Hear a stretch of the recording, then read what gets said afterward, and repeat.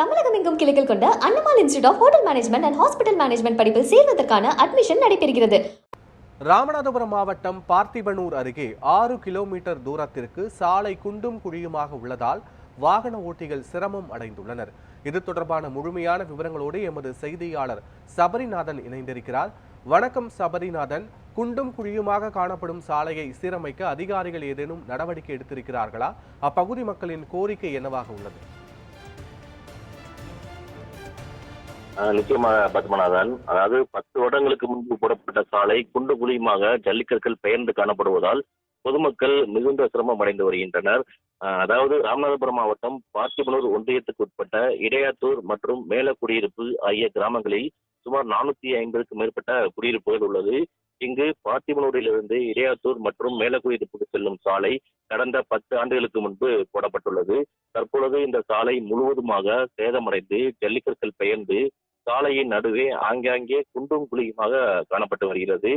அதாவது பார்த்திபனூரிலிருந்து அருப்புக்கோட்டை செல்லும் புறவழிச்சாலையிலிருந்து 6 கிலோமீட்டர் தூரம் செல்லும் இந்த சாலையால் பொதுமக்கள் வாகன ஓட்டிகள் கடும் அவதி அடைந்து வருகின்றனர்.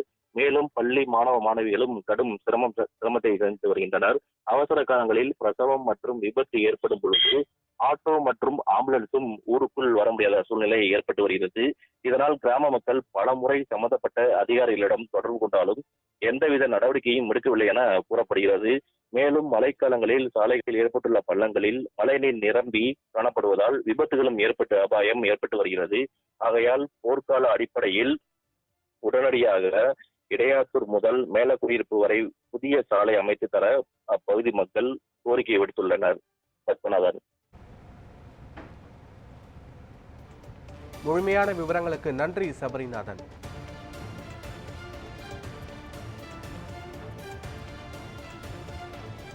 போட்டதுலேருந்து சரியில்லை. இப்போ 10 வருஷ காலமாக ஆயிடுச்சு.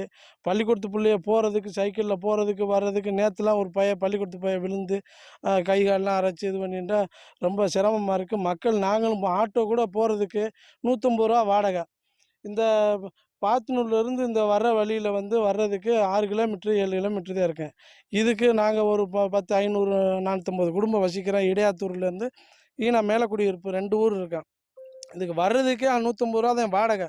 ஆனால் ரோடு சரியில்லைன்ட்டு 250 ரூபா கொடுத்தாத்தையும் நாங்கள் வர்ற சூழ்நிலையாக இருக்குது. விவசாய மக்கள் நாங்கள் ரொம்ப கஷ்டப்படுறோம். ஒரு போகிறதுக்கு வர்றதுக்கு விவசாய பொருள் ஏற்றிட்டு போகிறதுக்கு. இப்போ நாங்கள் கருவேல் மரம் தான் இதை அதிகமாக வெட்டி இங்கே வேலை பார்க்குறோம். வண்டியில் ஏற்றி போகிறதுக்கு வர்றதுக்கு ரொம்ப சிரமமாக இருக்குது. பைக்கில் போகிறதுக்கு வர்றதுக்கு இங்கே பாருங்கள், இந்த கிடங்கு அதிகமாக ரொம்ப சிரமமாக இருக்குது எங்களுக்கு. இந்த மழை காலத்தில் மழை தூறல் விழுந்தாலே கிடங்கு பள்ளம் தண்ணியில் இருந்துட்டு வரையில் நைட்டில் தெரிய மாட்டேது. எக்ஸலில் வரும்போது லைட்டும் தெரியல, பள்ளம் எது மேடு எதுன்னு தெரியாமல் விழுந்து கிடக்கிறாப்புல தான் இருக்குது. கலெக்டர் ஐயா அந்த நியூஸை கேட்டுட்டு எங்களுக்கு ஒரு உதவி செஞ்சால் நல்லா. பள்ளிக்கூடத்து பிள்ளைய போகிறதுக்கு வரதுக்குனாலும் சிரமமாக இருக்கேன். இப்போ 108 அடித்தாலும் 108 வர மாட்டுது. ஏன்டா ரோடு சரியில்லை, நாங்கள் எதில் ஏற்றிட்டு வர்றதுன்னு அடித்தா இங்கே விழுந்து கிடக்கிறேன், வகுத்த வழின்னு கிடக்கிறேன். குழந்தை பிரசவத்துக்கு அடித்தோம்னா 1.5 மணி நேரம் சென்று வர்றது. என்னென்னு கேட்டால் ரோடு என்னங்க ரோடாக போட்டிருக்கியே, ரோட்டில் சரியில்லைன்ட்டு நாங்களும் வாக்குவாதமாக இருக்குது. 108 வர்றதுக்கே அவல நிலையாக இருக்குது. இந்த ரோடை சரி செஞ்சு எங்களுக்கு செஞ்சு கொடுத்தா எங்களுக்கு இந்த கிராம மக்களுக்கு உதவியாக இருக்கும்.